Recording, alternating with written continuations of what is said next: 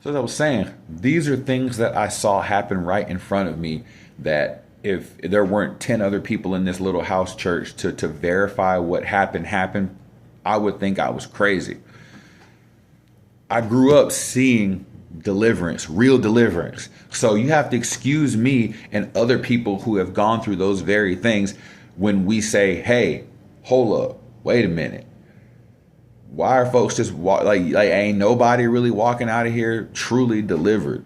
Nobody like you ain't talking about deliverance. You ain't talking about how Jesus rebuked demons out of that boy. You're not talking about how Jesus is saying, hey, you got to love your neighbor. It doesn't matter how they vote. It doesn't matter if they're gay, straight, trans, whatever. You have to love them. It doesn't matter if they're racist. It doesn't matter if they're sexist. You have to love them. You have to pray for them. Sorry, I'm in my tooth. You have to walk a certain line that Christ orders you to walk, regardless of how infuriating it is. Y'all not talking about that. Y'all are not changing. Y'all are not giving Jesus the opportunity to change people's hearts. You're not opening their eyes to who Jesus truly is. Not who he was, who he is.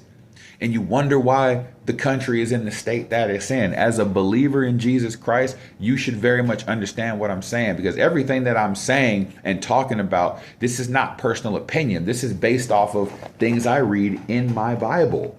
Like, these are things I read in my Bible. So if I read where this says, hey, pastors, it ain't about how big your church is. Yes, I know it doesn't say that, but again, let me be honest, for somebody else, the Bible never said that. But Jesus basically tried to push the narrative of, hey, look, winning souls is what's important.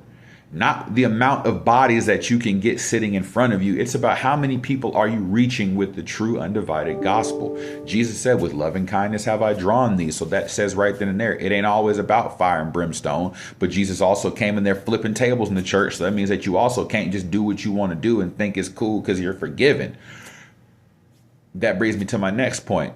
Jesus came in flipping tables in the tabernacle. Now, Jesus only got angry a handful of times, not very often, but the time he got super duper angry was with the people in the church.